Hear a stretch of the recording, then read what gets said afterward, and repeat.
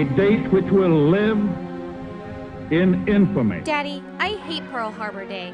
I am the only Japanese in the whole class, and the other kids stare. The boys say mean things like, "Your dad fought for Japan during the war." I am so sorry, Beverly. I guess it's about time I told you about World War II and how thousands of Japanese Americans fought to free Europe from the Germans and Italians.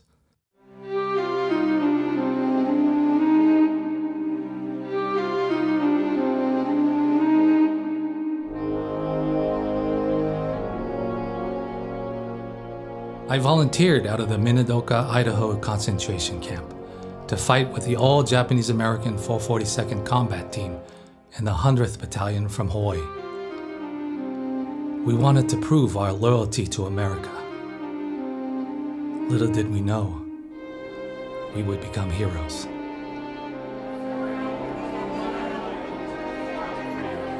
We will never serve a country that keeps our families and us captive.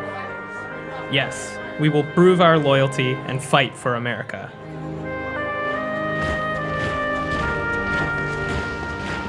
I became a sergeant in the 442nd Regimental Combat Team. Our motto was the Hawaiian dice players saying, Go for broke!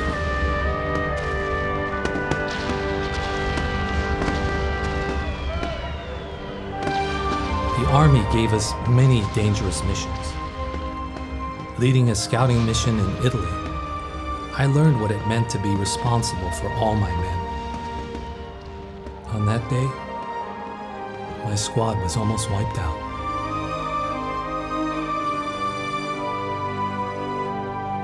I yelled at the colonel because he didn't tell us it was a suicide mission. To this day, I still see the faces of my men. I regret that bloody mission and will never forget it. And them. I wept for those I could not save. I felt sorry for their families who were in American concentration camps when they received the news.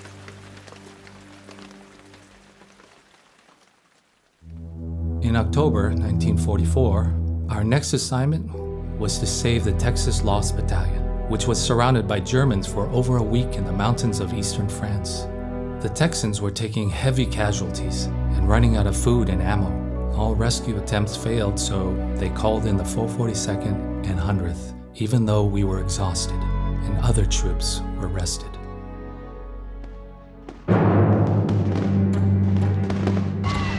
The German artillery blasted trees as we were crawling up the hill. I heard a loud crack and thud. A huge limb fell next to me, which broke my buddy's neck. I led the charge against a German machine gun nest that had us pinned down. Bullets were flying all around me, and luckily I was not hit. All I could think about was my men, your mom, and my family in Minidoka. Everyone was counting on me.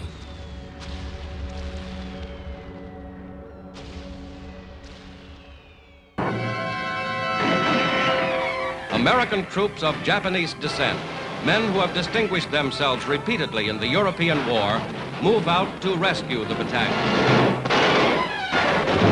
It was a bloody battle in the rain and mud, but we finally freed the 212 Texans. The 442nd and 100th suffered more casualties than troops saved. We were so exhausted. We hardly celebrated. We lost so many friends.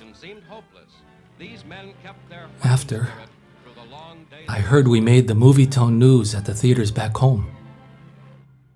They called us heroes for rescuing the Texans. These American-born troops of Japanese ancestry received decorations from General Dahlquist for their work in rescuing their comrades in arms.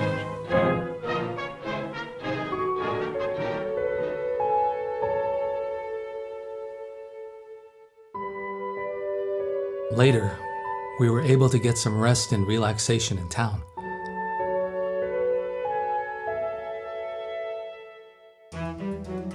One of the Hawaii boys got into an argument and punched a white American officer at a French tavern. The military police broke it up and 4 of us were handcuffed.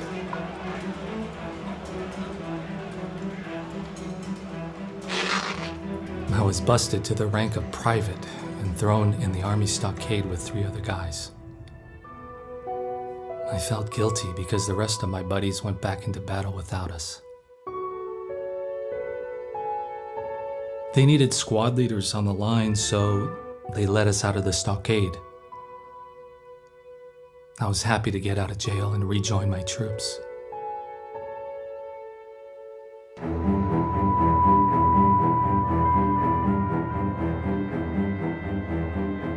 In April 1945, the 442nd and 100th broke the German Gothic line of defense, something the white Americans could not do. We risked our lives in full combat gear, scaling a 3,000-foot cliff of granite at night. The enemy was waiting, but we surprised the Germans from the rear, and they surrendered quickly. It took the 442nd only a few hours to break the famous Gothic line. But the climb was very dangerous. Those that fell did so in silence. Otherwise, there would have been 5,000 dead Buddha heads at the bottom of the cliff. Any loud sound would have alerted the Germans, and we would have been sitting ducks.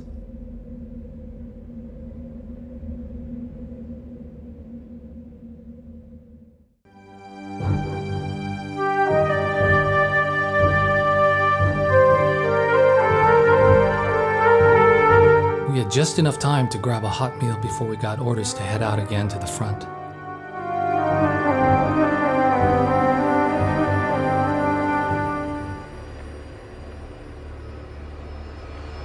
I received a letter from my friend Ichiro in the 522nd Field Artillery Battalion. They shot a lock off one of the Dachau death camps and found prisoners who looked like walking skeletons. When I read Ichiro's letter, I said a prayer for the prisoners in Europe. Then I remembered that your mom and my family were safe and not starving in Minidoka.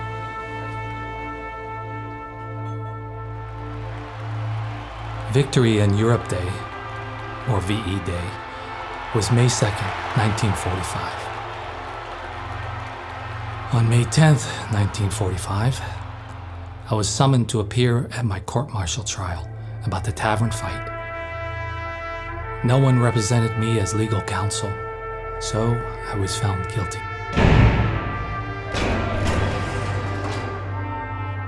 The judge gave me 6 months in the stockade, which included the loss of 6 months' pay.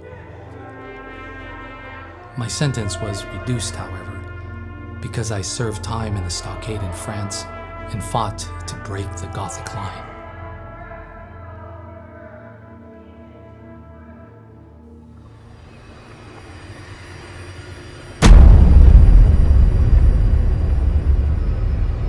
The bombing of Hiroshima and Nagasaki ended the war with Japan.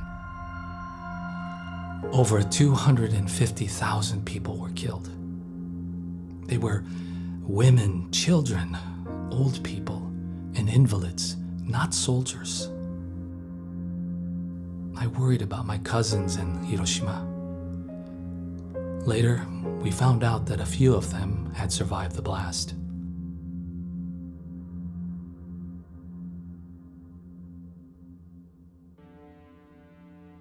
After the war was ending, prisoners in Minidoka and other camps were able to return home. Some had nowhere to go, but had to leave anyway. The government gave them $25 each and a train ticket. I returned on a troop ship that docked in New York. The Statue of Liberty welcomed us all. It was like a whole new world opened up in an instant. Immediately, I caught a train back to Chicago to meet your mother.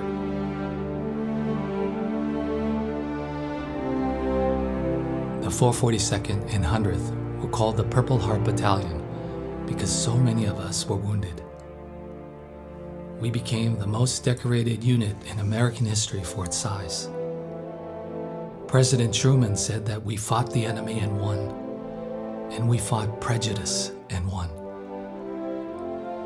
The ceremony lifted my spirits, and all I could think about was going back home. I couldn't wait to see your mom.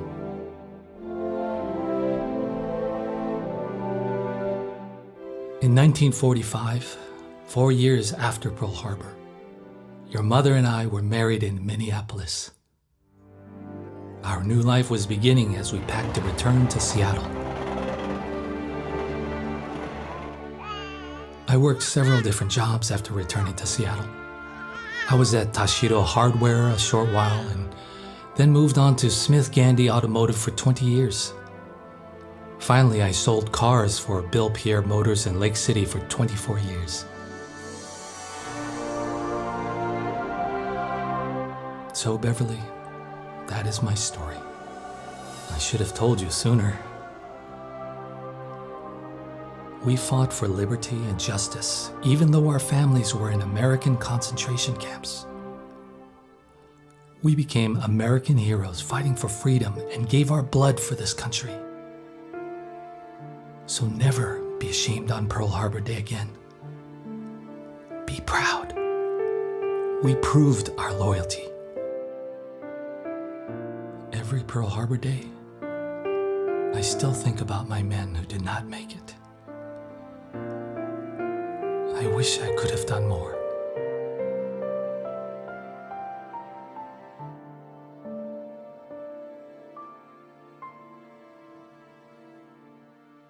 I would have never made it back if it weren't for Shiro's bravery. I would have never been born if it weren't for Shiro.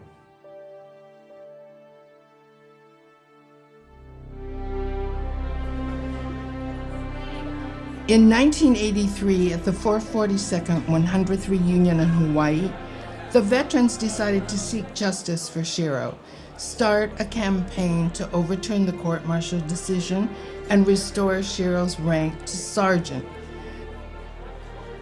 They said that it was just another battle like the old days, fighting against the odds. Thank you to all my friends and family for your efforts to restore my rank. The Army responded to the appeal in 1997. General Walter B. Huffman, Major General, U.S. Army, the Judge Advocate General, sent a letter that came on December 9, 1997, 6 months after Shiro's death. The letter states, Sergeant Shiro Kashino is a hero and should always be remembered as such. His rank has been reinstated.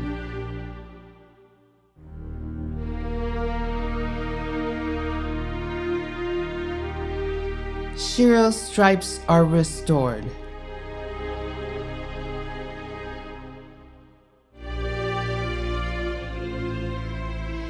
Shiro passes away before the letter is received.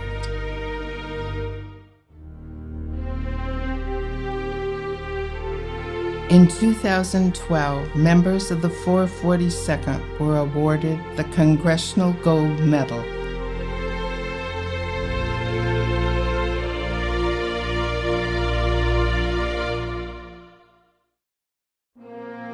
Many of the 442nd 100th paid with their lives at the same time their Japanese American friends and relatives were in American concentration camps.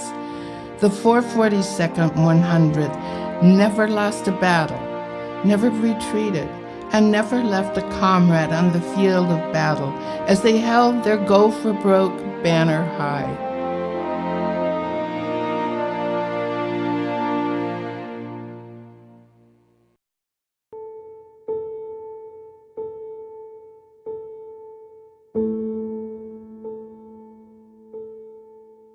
Shiro Kashino was born in Seattle, Washington on January 19, 1922, as the sixth child of Bujinosuke Kashino and Hatsune Oda.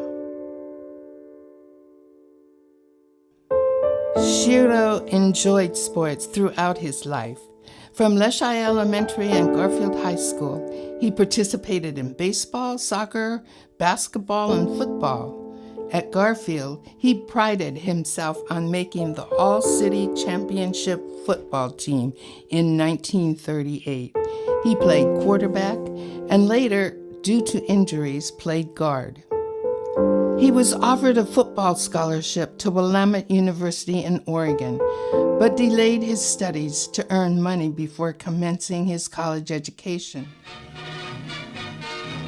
These planes are headed for the Hawaiian Islands, Pearl Harbor. His plans were disrupted with the bombing of Pearl Harbor on December 7, 1941, and the subsequent forced incarceration of Japanese and Japanese Americans. When the Japanese attacked Pearl Harbor, our west coast became a potential combat zone. Living in that zone were more than 100,000 persons of Japanese ancestry. We knew that some among them were potentially dangerous. Military authorities therefore determined that all of them, citizens and aliens alike, would have to move.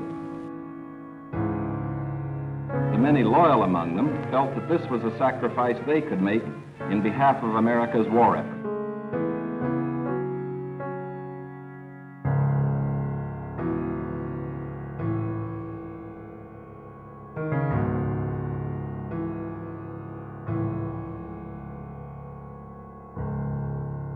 Shiro was incarcerated at the Puyallup Assembly Center, a temporary detention center, and later at Minidoka War Relocation Center, a concentration camp near Twin Falls, Idaho. In 1943, when the opportunity to serve in the U.S. Army opened, he volunteered for the 442nd Regimental Combat Team. They volunteered to fight for the land of their birth, the adopted land of their parents. These boys look like tough fighters. Aren't you glad they're on our side?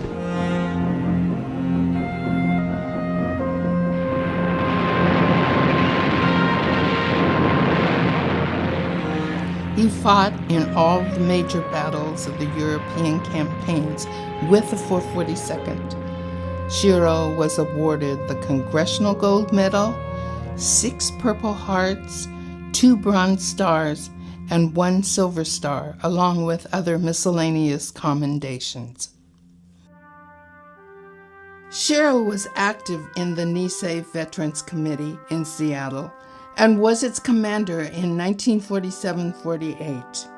He was also very proud of his work on the Nisei War Memorial Monument at Lakeview Cemetery in Seattle, which was dedicated in 1949. He was an active member until his death in 1997 from cancer. Every Memorial Day, the Kashino family gathers to honor Japanese American soldiers.